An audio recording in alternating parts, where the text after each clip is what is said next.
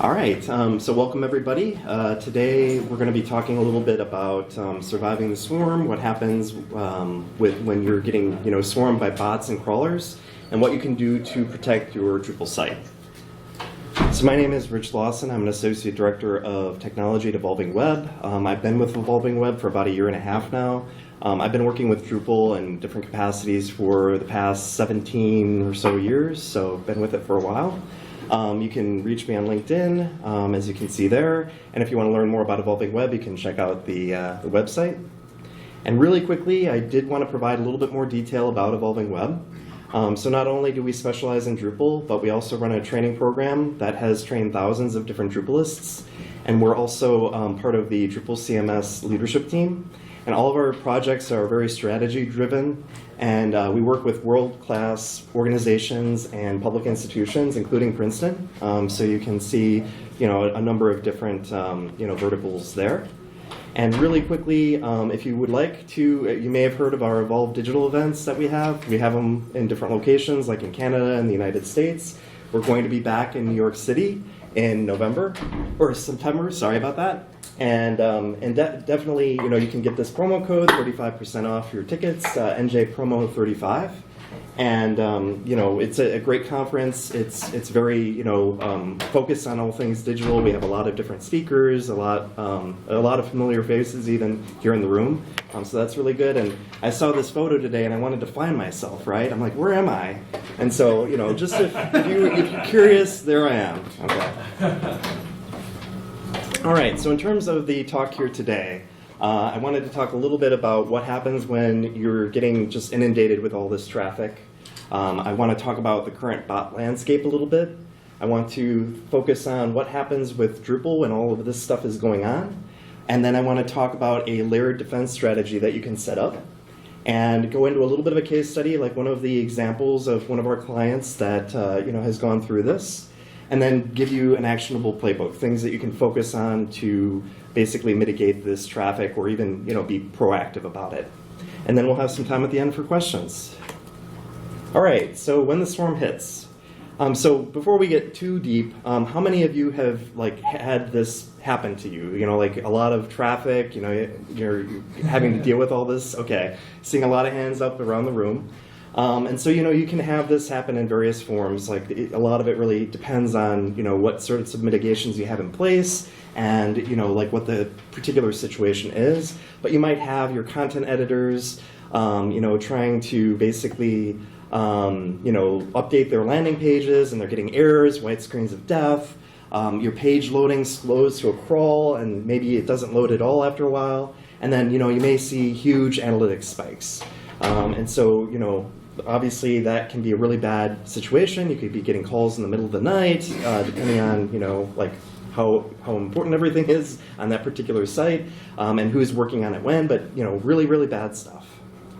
And so, we've had various levels of issues with different clients across a number of different verticals and, the very diverse clients where they're having to deal with these situations. And we're seeing a lot of similar patterns. And so, we wanted to come up with kind of like a good solution. Obviously, everything is particular to individual sites in terms of some of the different things we're going to talk about today, like views and really complicated pages.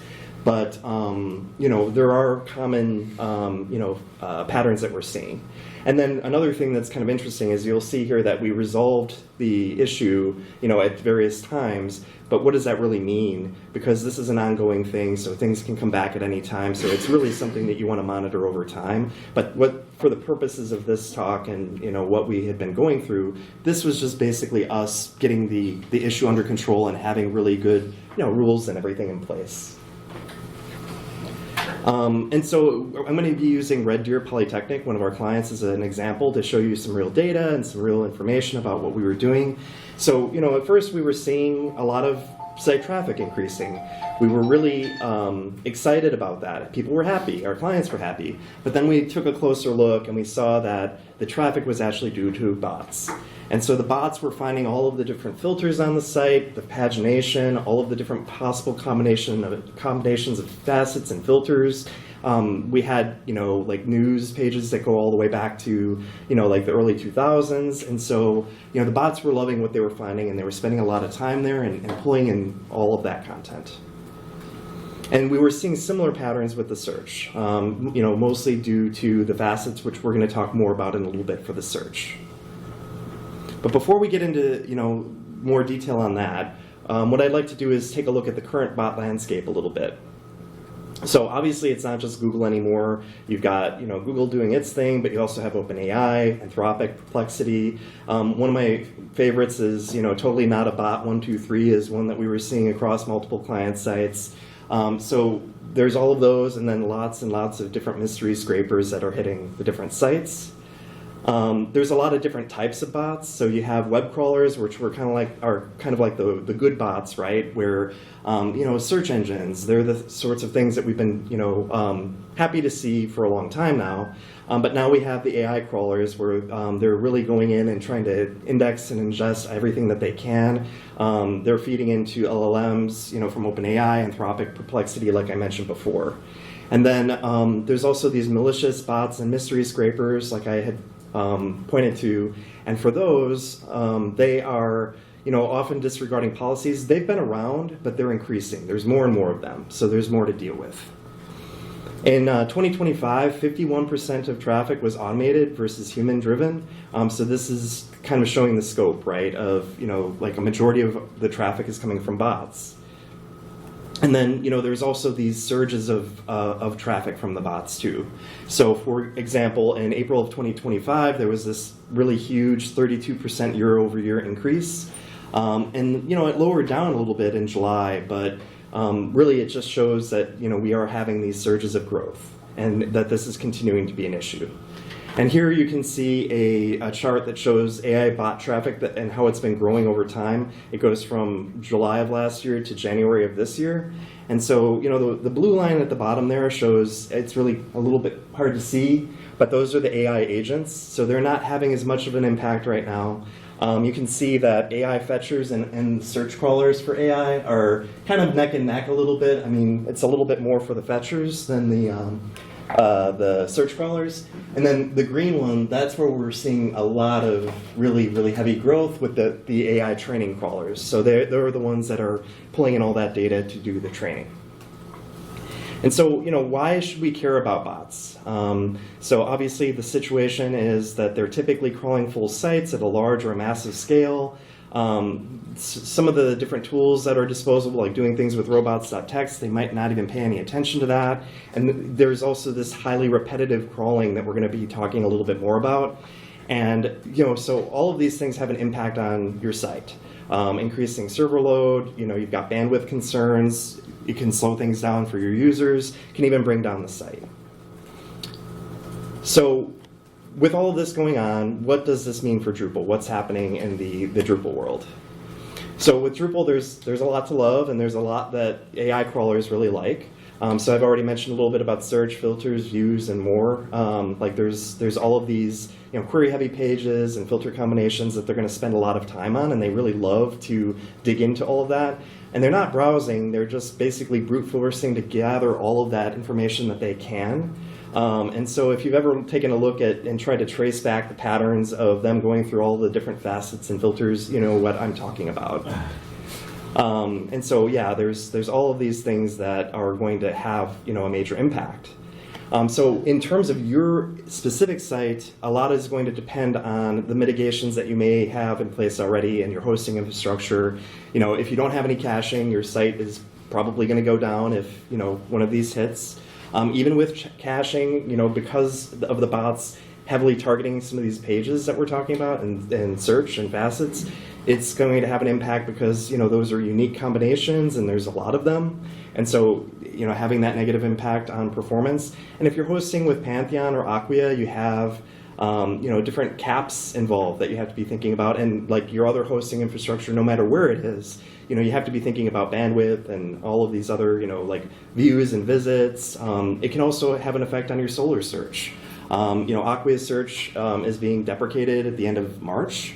And for both Solr search and search stacks, which is like the new thing that Acquia is moving toward, it has an impact in terms of like the limits that you have for your searches. And so one of the things that you're going to want to do very early on is to really review your analytics and your site performance.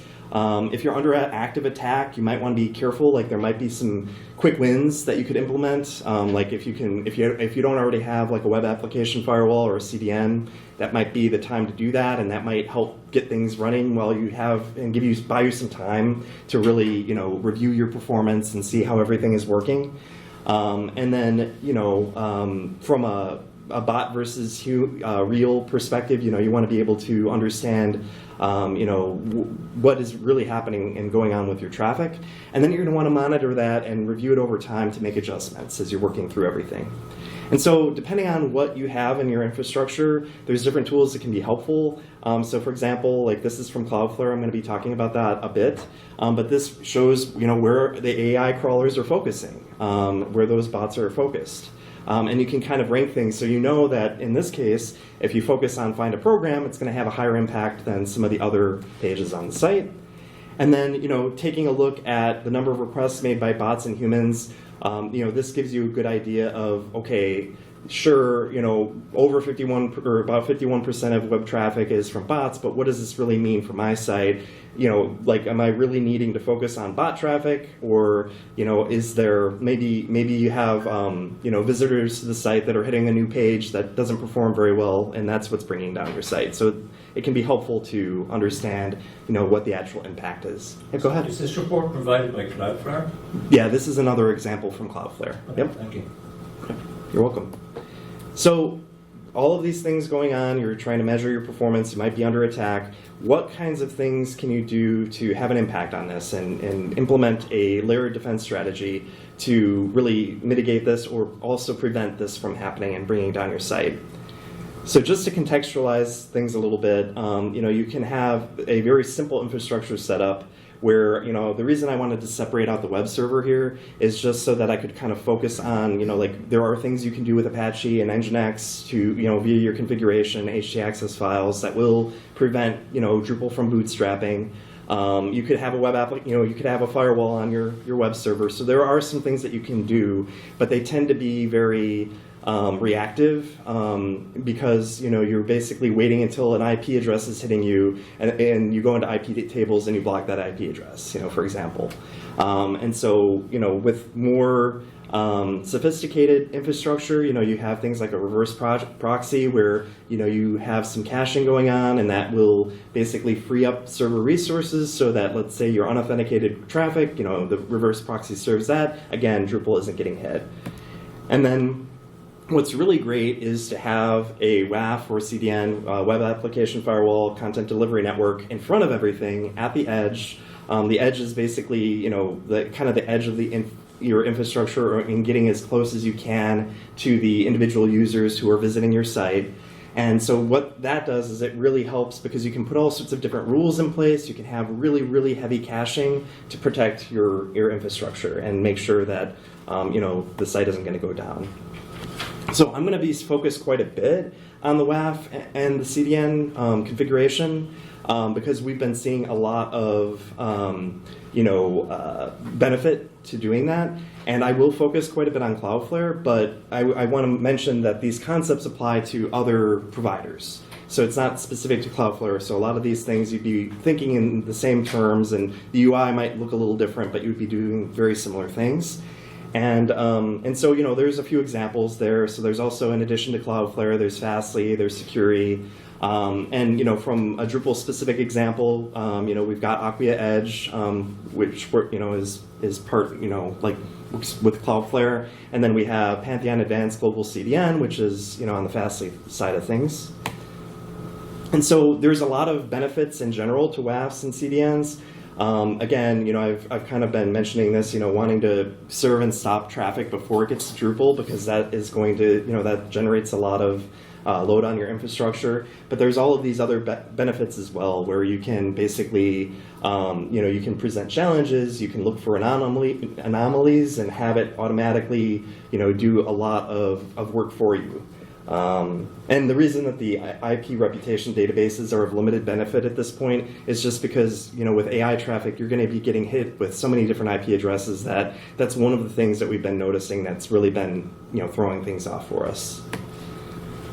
And then just from like a global UX perspective, the CDNs and WAFs have a really positive impact because you can see in the graphic here that the origin is based in the eastern part of the US, but there are all of these different nodes, and so that gets things closer to the end user, and so they can download video and images and all of those sorts of things, and it's a lot closer to them. So this is, from Cloudflare, so they have these bot management and bot scoring mechanisms that they have in place. And so what you can do is you can basically, allow verified bots, like Google, for example, but then you can challenge those that are suspicious or unverified. And you can also use these scoring mechanisms that they have to basically create web application firewall rules based on those scores. So for example, like if the bot score is under 30, you might want to provide a challenge, and if it's under 10, you might block it entirely, as an example. And then there's also this bots directory that you can use if you're seeing a bot hitting your site a little bit and you want to evaluate it a little bit before you actually take any action. You can take a look at that bots directory to find out a little bit more about it. Do you think it's something that would be beneficial to you? Maybe you would want to allow that one specifically.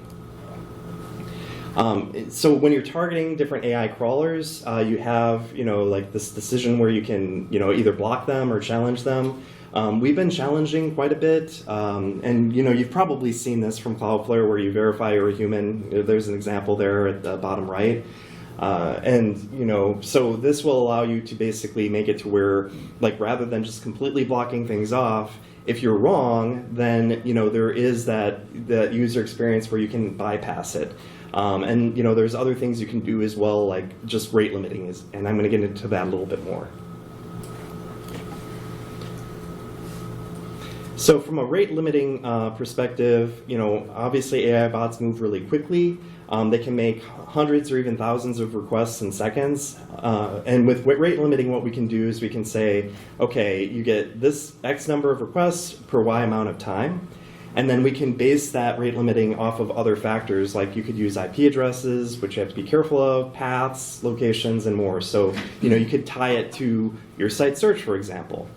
And this graphic just is meant to help, in a really simplified way. Like a burst isn't going to be 15 requests, but it just makes it a little visually easier to see that, okay, so what's happening is basically your WAF, based on that rule, is only, it's only going to allow 10 requests per second. And so, it's going to allow those 10 requests to go through. Those will, potentially hit your Drupal site, might hit your reverse proxy, it depends. But that denied traffic will not go through. Or it could also be challenged and then kind of go through, that secondary rule. It's really important to it's really important to have rules for your high-risk paths on your site.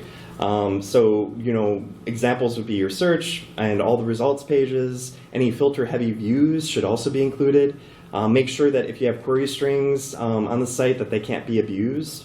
So really, anywhere you're seeing a lot of chaos within your analytics, you're going to want to make sure that you're dealing with that traffic. So strategically, you want to cache everything. I'm going to give a couple of examples of how you can do that on the CDN, WAF side through Cloudflare in a little bit. But the best request is really the one that never gets Drupal in the first place. And so again, there's the benefit of any frequently accessed content in particular, like images and videos or even entire pages. You get that geographic distribution through the CDN, and so you can take advantage of that and again help with your performance. And so you're not having to worry about you don't have to worry about personalization. You can just use Cloudflare to do things like cache the HTML at the edge. You can cache your anonymous pages if there is no personalization on them. You can reduce a lot of traffic on Drupal this way. And so even if you have aggressive bots, they're hitting Drupal. They're not starting up any PHP processes. There's no MySQL queries. Makes things a lot more sane. And you may be wondering, okay, should I block or should I not block AI completely? So with our clients, we're often having to work through this sort of a question, and it's kind of like the famous "it depends," right? But at least if you think through, for example, like one of the things that we think about with our clients is all of the content, like for example in their search, also accessible through their navigation.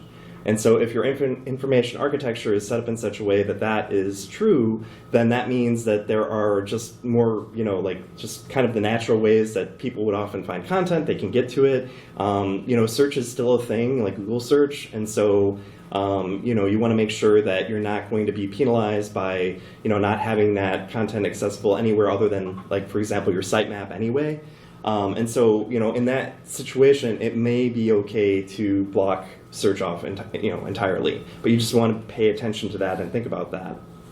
And then you can also think about, like, are you concerned about AI training on your content? Like, depending on who you are and what the site's purpose is, that may or may not matter to you. Are you okay with zero-click answers? So those are some of the questions that you would want to think about there in terms of determining whether or not you would want to block the traffic. And so we have organizations that we're working with that are blocking everything, like in certain areas of the site, only allowing search engines, or being very selective, in terms of how they're targeting AI crawlers. So we've been focused really heavily on the WAF CDN portion. What about your other infrastructure? So I had mentioned, it is possible to have a firewall on, like any of your infrastructure. There's the reverse proxy like Varnish. You can do some different things with HD access, like I had mentioned before. But again, I think it ends up being pretty reactive when you're working at this level. It tends to be, a little bit more of a, like, just kind of dealing with the situation as it arises. And so we're not as focused on this in this area. But there are some things, if we move to Drupal itself, that you can do to improve things in terms of how everything is working. And I also want to just kind of show, because I've talked about it quite a bit, like, why is it that this is so problematic? Why have I mentioned facets so many times? So we're going to take a deeper look at that. And so facets, if you're not aware, are basically smart filters that are used on search and catalog pages that allow you to basically narrow down the results, or your users to narrow down their results based on attributes. So it could be, category, color, a date is a popular one. And so this is just an example here of one of our clients, some of the facets that they have that are related to agriculture. And so what happens in Drupal is that, at least by default, you would get a unique URL generated for each of your different facets. And those take the form of those second two examples there, where for this hypothetical shop, e-commerce store, you've got the F with the square braces, 0, color is blue. And then, the third example there has the color blue along with the size being large. And so just kind of pay attention to that, because one of the rules will have to do with the facets. And so, you've got the F with the braces and the number of that particular facet. So, when we are looking at facets, one of the things that is concerning from a bot perspective is that depending on how many you have, it can really be an exponential explosion of, basically URLs that the crawlers can go through. And so you have a simple blog, you end up with, 10 facets on that blog. There's only 1,024 different combinations, but that's a simple use case.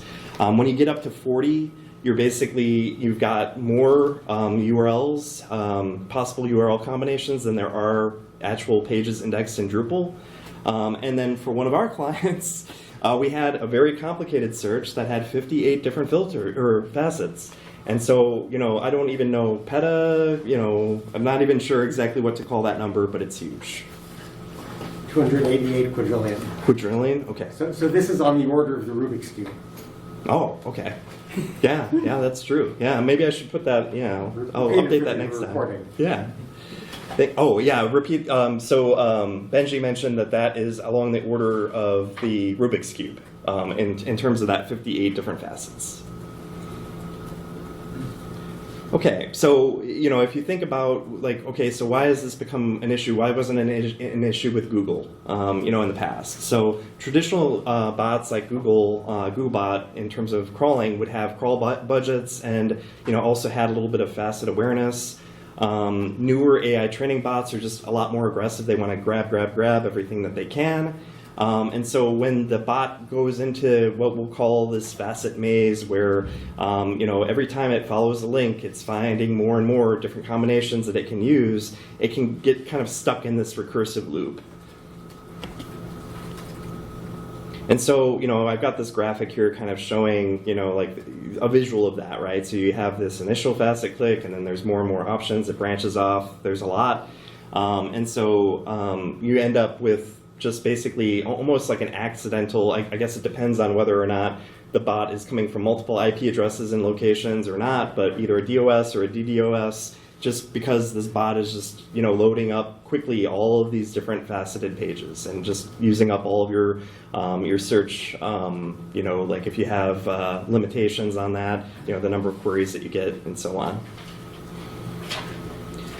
All right, so there's the facets that we focus on. There's also other things that you can do within Drupal to basically protect yourself. And so there's a documentation page that is scrolling there automatically on Drupal.org called Block Bad Bots and Crawlers. And so there's a number of different things that are listed there. And there's actually an article, there's a couple of articles that are helpful too. And, I would say that, from our perspective, my perspective, Drupal really isn't a web application firewall.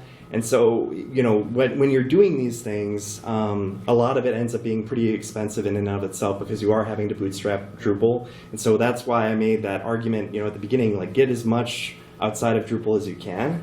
But that said, like maybe you, for whatever reason, you can't set up a WAF or a CDN, and so you can use these modules that are listed here to help you. We've experimented with these, and we've mostly run into limitations based on IP addresses where it's just not working out as well for us. But we still like to have some different things in place for that layered defensive strategy. And so I think that probably the IP limiter module was the one that was working best for us. But again, like if you end up with a crawler with thousands of different IP addresses, it can help like if it's a targeted attack from like one IP address, but you still have to deal with that kind of broader traffic that's coming in. And then there's some other methods as well that are suggested there, like you can use Solr to avoid database queries to kind of save your infrastructure a little bit. And I've done that a lot in the past, but you do have to be careful because I was mentioning before that you might be going through all of your, all the Solr queries already that you have available because of some of the facet stuff. And so if you're trying to offload that, then it just is still a little bit of a problem. So you have to be careful. Things like Redis caching, that's a best practice overall. You want to make sure that you're doing as much there as you can. And you want to make sure you're monitoring things. That goes back to what I was saying before. Set up some alerts so that maybe you have a little bit lower thresholds so that you're kind of getting notified of it sooner rather than later. And then you can also do some blocking and like through some of these different modules that'll be helpful to you too. Okay, so in terms of case study. So I had mentioned Red Deer Polytechnic before. So this is an example of one of those pages that has the different. So in this case, it's filters that are going to generate a lot of different URLs for all of these bots to follow. So this is a very common use case for higher ed, where you have you want to be able to have students find a program that they'll be interested in studying. And so just to quickly review the situation a little bit again. We do have, like all of this higher traffic and you can see here, this was kind of after we started to mitigate it. But, like the traffic was increasing and we were way beyond our limits there in terms of what was available for the site. And so let's talk a little bit about what didn't work and what did work.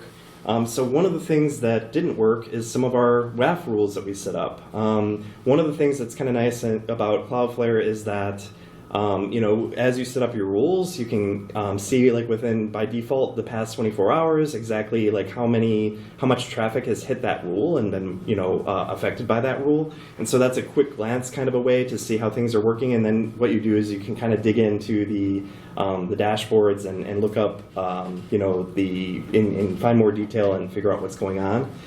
So what we needed to do is monitor, like after we made changes, to make sure that we were able to target what we needed to in order to reduce the traffic. Crawl delay and other things with robots.txt were just ineffective. It was just completely ignored, so nothing we could do there. We did some experimentation with basically anchor elements, where we were doing moving the actual href to a data link and other things, and I don't really like doing that sort of thing, because when you start making HTML do things that HTML isn't really supposed to do, you can run into all sorts of problems, but it wasn't effective anyway. We were trying to see if we could kind of segment things off through JavaScript redirects. And then, we even did kind of a honeypot sort of a thing where we were masking a facet checkbox from regular users, and because the bot would typically just parse the HTML, it would follow it anyway, and so then we knew it was a bot. But again, we were relying on IP addresses, so that wasn't particularly effective either. And so, in terms of things that did work, we use a variety of different WAF rules. So we do rate limiting, we do challenges, we do actual blocking. The caching at the edge, I'll show you an example of that. That works really well. And then redirects at the edge are really effective too. One thing to keep in mind, for Cloudflare, for example, is that if you have a partial setup, as some clients do, because they want to have maybe their root domain somewhere else in terms of their DNS, and maybe they only have the www portion of the domain in Cloudflare, is that actually, you can have some of these things be bypassed because the the root version of the domain isn't actually running through Cloudflare. And so that's going to bypass everything that you're doing. So you want to think about that. I mean, there's a lot of different ways to deal with that. I'm just thinking of one particular client we had to work with, where it's just you can set up redirects in other ways. It doesn't have to be in Cloudflare. So you just want to make sure that that's happening, because that can be kind of a surprise where you're wondering where this is coming from, and this traffic isn't it should be blocked by this rule or challenged by that rule. So that's something to pay attention to. And then just your redirects in general, that's a great place for those to live as much as possible. And then on the Drupal side, just following best practices. So when I mentioned that, you're going to want to have things like CAPTCHA in place, obviously, and spam prevention. I mentioned honeypot before. Make sure your fast 404s are working and enabled. Through your system performance YAML, you can double check that. And then review the bot specific modules to kind of fill in gaps that you may have. So you can take a look at that list and that page to get into that a little bit more. We also had upgrading facets from version 2 to 3 was really helpful. And we also reworked our facets, some of our facets before, and this wasn't a problem, a year or two ago, where basically some of the facets were lists of links, and they were not tied directly to the actual search forms. And so those were basically, just kind of outside and just acting as normal sorts of links. So some of our mitigation was not working very well with that.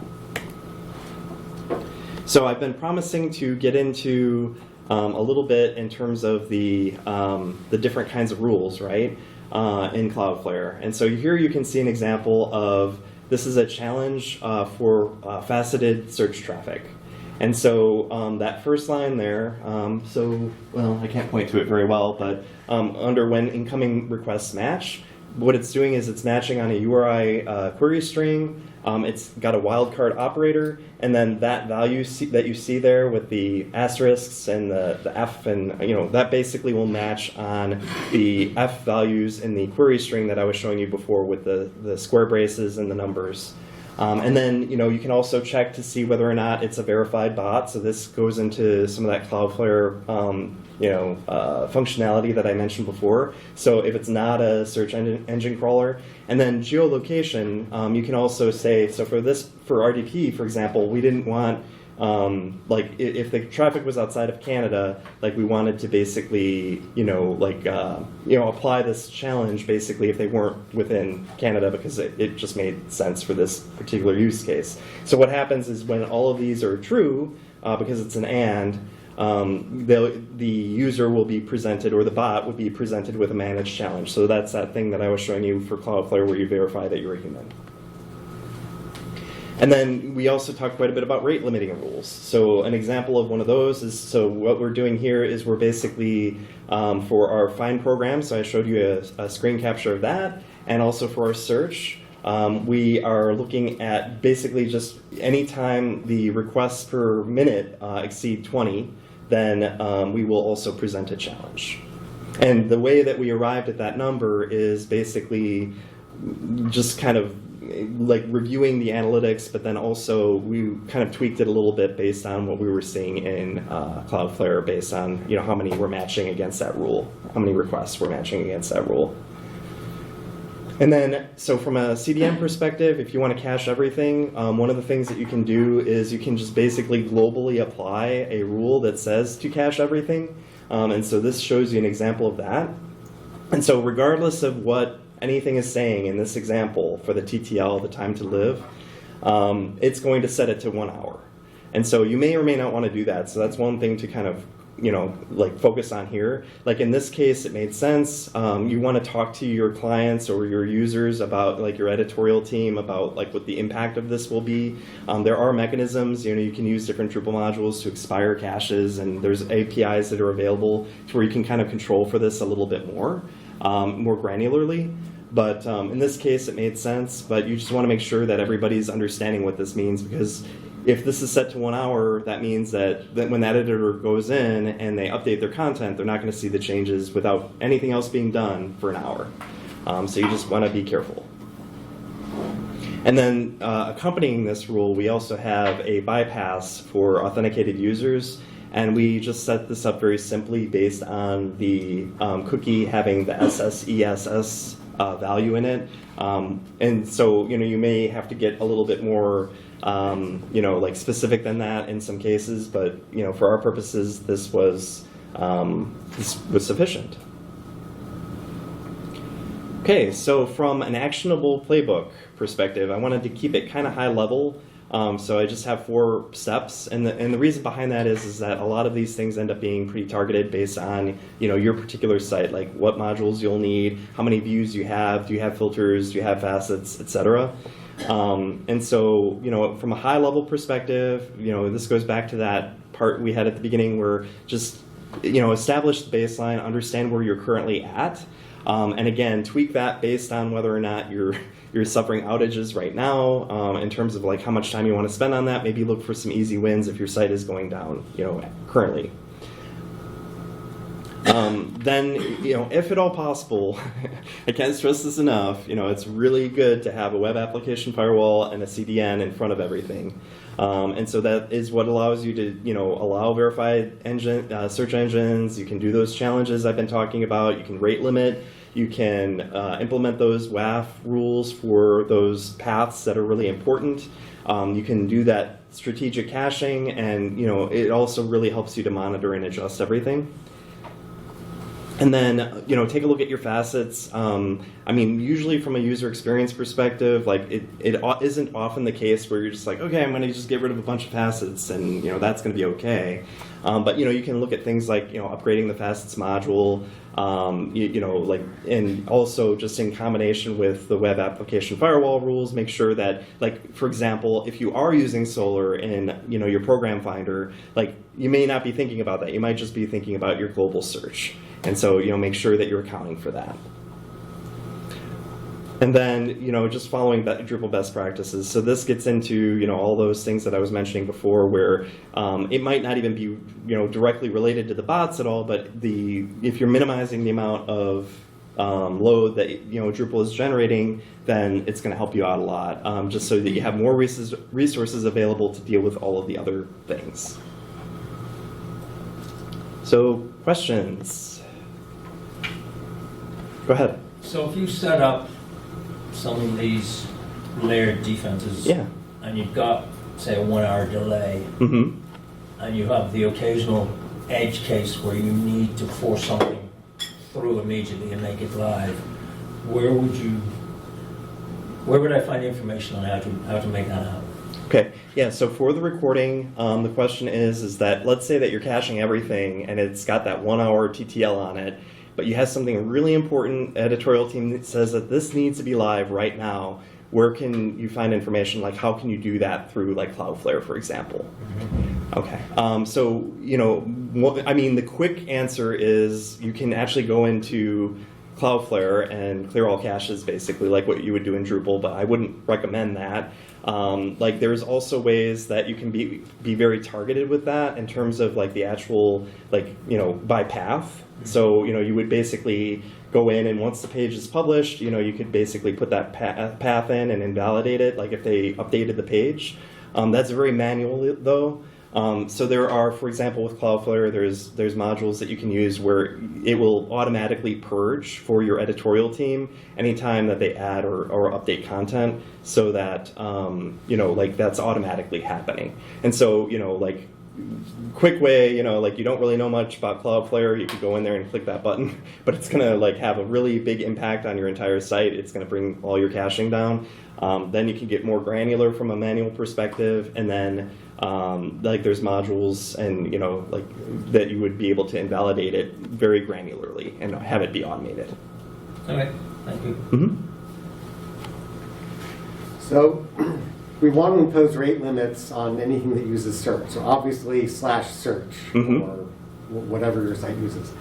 But we have a lot of pages where we don't know what the URL is. Okay. How can we tell the CDN without having an explicit list of pages? How can we tell the CDN that these are pages that are using search and should be rate limited? Okay, so the question is how can you basically tell the CDN about caching for complex pages and paths that you're not aware of, you haven't found all of them yet. I think you could probably do some, this is something a little bit different, frankly, than what we would typically do. But I think what I would probably explore, if you have a lot of those, is using the Cloudflare API, for example, or what the API of whatever CDN that you're using. And you can see here the most AI crawled paths. So if you can tap into that report and basically through the API say, give me a list of those, and then basically you would be able to do some targeted things based on what it's feeding you in terms of your data. I would base it on data as much as I could, because otherwise I can't really think of an automated way to do that. The other thing would be maybe to keep an eye on if you have something like New Relic set up behind the scenes and you're seeing where a lot of there's heavy resource usage. You could also do, but that would be a little bit more manual. I mean, maybe you could set up something similar with an API, to help you there too. I would try to tap into something that, gives me the data to do that automatically. Check your cache tags header. Your what? Check your cache tags header. There might be some cache tags in there that you can use to identify. You can also make rules based on headers too, where you could, every time you use a view, serve a Drupal view header in the response. Oh, that's a good Cloudflare idea. can do something. It's not straightforward, but Yeah. you can do stuff like that too. That's the sort of thing I was hoping to do, but so far people with the CDN don't seem to be able to do anything like that. Just for the recording, so the XViews header, so there's different things you could potentially do with headers. And can you repeat what you were? Like Drupal's cache tags? Yeah, the cache tags also, yeah. So, you could look at the cache tags as well. Okay, yeah, go ahead in the back. So with Cloudflare, they had some outages recently, or there were some outages. And so I've got people that I'm trying to say, maybe we could use Cloudflare and we would get better analytics. But they're nervous that implementing Cloudflare is going to open up other issues. is there anything that you would say to the stability or the hesitance of going with a product like Cloudflare? Yeah. So for the recording, the question was about the stability of Cloudflare and whether or not there's a way to kind of speak to that in terms of hesitancy on the part of like maybe certain stakeholders or other people, that would decide about whether or not you would use something like Cloudflare for, a particular digital property or whatever. Does that cover it? It does. Okay, great. So from that perspective, what I would probably do is I would point at like Google and other, Amazon, Google, there are outages that happen on the web.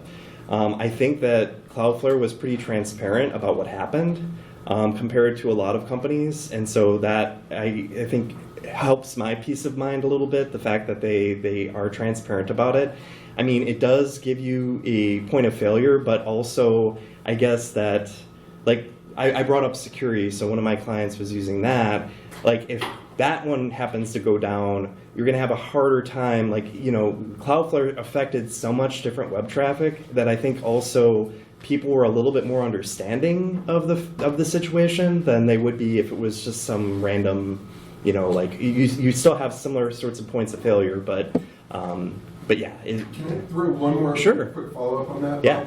What about VPN traffic? As I was doing limited Cloudflare testing, I seemed to be getting issues when I was coming in from a VPN. Is that kind of something that's normal, or maybe that was just edge case to me, but I wasn't sure. If you're doing blocking or things, and you've got people on your VPN that's really big, and there are a lot of people on there, it seemed like that might be a problem point for me. Maybe I'm just making that up. Yeah, Martin. Oh, well, let me repeat for the recording. So the question is about if you're on a VPN, can you run into different issues in terms of just Cloudflare in general, essentially? My initial theory on that might be that if to Cloudflare that looks like all the traffic on the VPN is coming from a single IP, they might be more likely to get triggered by rate limiting rules, right? Right, yeah. And so Martin jumped in with saying that, if everybody's coming from a single IP address and visiting your site, that if you do have rate limiting set up based on IP addresses, then that makes it more likely for that particular IP address to be, blocked. Whatever you have set up in Cloudflare, it makes it more likely for that to happen. And I agree, Martin. I think that that's probably the case. But yeah, I mean, you might want to, you would probably want to take a look at that in terms of, we're not doing as much banning by specific IP addresses anymore. Just not just because of that, but just because of the effectiveness of it. So I don't know how likely that would be an issue. But what we do often do is if we are seeing a lot of traffic coming in from a particular IP address, we might dig into it a little bit. And in some cases, you do identify that it's probably this particular organization that's related, like they're partners with that, or something that kind of explains it a little bit for you. So hopefully that helps a little bit. I would say to add on that, like your university or corporate, Yeah. you might only have one IP for the entire university, at which point you probably want to have a rule that lets internal traffic through. Or Exactly. increases the rate limits. That doesn't happen. Yeah. So the response there for the recording was that if you have a university or an enterprise organization that you are seeing, like I just mentioned, you're getting a lot of traffic and you have identified that that's good traffic, you want that, you don't want them to have any problems, you could actually just add a rule allowing all traffic from them, and then that way that they won't run into any of your challenges or anything along those lines. Okay, well, we're running a little bit over, so so I had the questions, and thanks to everybody. Yeah, thank you.